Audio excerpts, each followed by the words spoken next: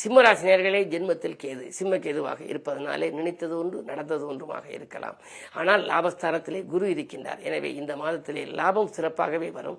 மனதில் இனம் புரியாத கவலை இருக்கும். ஆனால் இது நடக்கவில்லையே, அது நடக்கவில்லையே, இந்த மனக்குழப்பங்கள் அதிகம் இருக்கும். பொதுவாக தெளிந்த சிந்தனையோடு நீங்கள் செயல்பட வேண்டும். நேர்மறை சிந்தனைகளை வளர்த்துக் கொள்ளுங்கள். திட்டமிட்ட காரியங்களை திட்டமிட்டபடி முடிப்பதற்கு வைகாசி 17 சுக்கிர பேச்சுக்கு பிறகு உங்களுக்கு மிகுந்த நன்மைகள் இருக்கும். மேஷத்திலே சுக்கிரன் வருகின்ற பொழுது 3 அதிபதி தன் வீட்டையே பார்க்க போகின்றார்.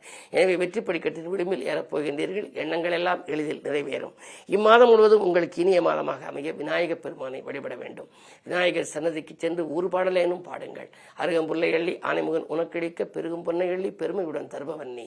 உருகி மனமுருகி உனை தொழுது போற்றுகின்றேன் அருகில் வந்தம்மை ஆதரிப்பாய் கற்பகமே என்று கற்பக கவசமெல்லாம் எடுத்துரைக்கின்றது. அப்படி நாம் அருகம்புல்லை கொடுத்தால் கூட நமக்கு பெருகும் பொன்னை அள்ளி தருவாராம் விநாயகப் பெருமான். அப்படி விநாயகப் பெருமான் சன்னதிக்கு சென்று நீங்கள் தொடர்ந்து வழிபாடுகளை மேற்கொண்டால் வளர்ச்சி அதிகரிக்கும்.